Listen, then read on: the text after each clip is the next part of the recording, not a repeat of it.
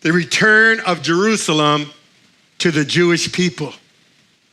They were able to take Jerusalem back.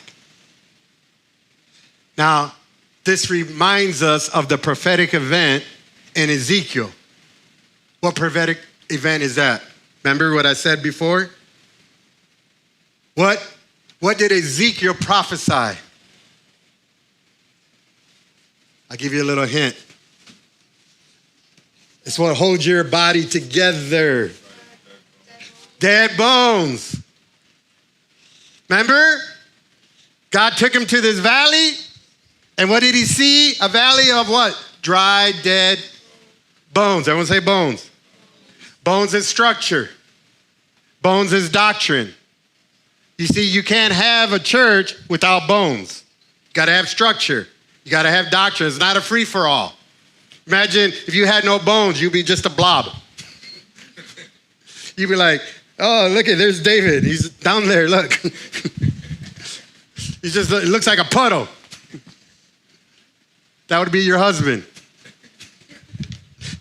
Your wife would be a puddle right next to you. But because you have bones, you have structure. And now that structure is what gives you your uniqueness, because your bones are set up in different ways so that when your skin lays over it, it gives you the look that you have. And so Ezekiel prophesies, because God asked him, what do you see, Ezekiel? I see a valley of dry, dead bones. And then what did God tell him to do? Prophesy to those bones to do what? To live again. I'm glad you guys know these answers. Remember, I preached about these things. If you forget, go back to YouTube and Facebook. You'll see them. It's so important. All these events coming together. That's why you got to know your word. You know, people say, oh, the Bible's boring. It doesn't, it's not factual. No, it's very factual. It all comes together when you realize how to put history and the Bible together. Ezekiel prophesies that one day there would be no nation of Israel, and that as the word of the Lord goes forth, the nation of Israel, structure, bones, would come back into place.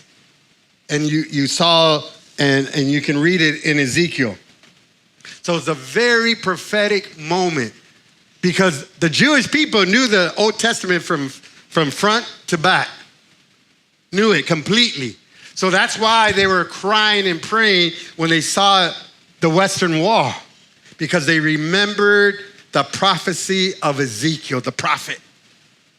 One day, you're going to come back to this structure that represents God.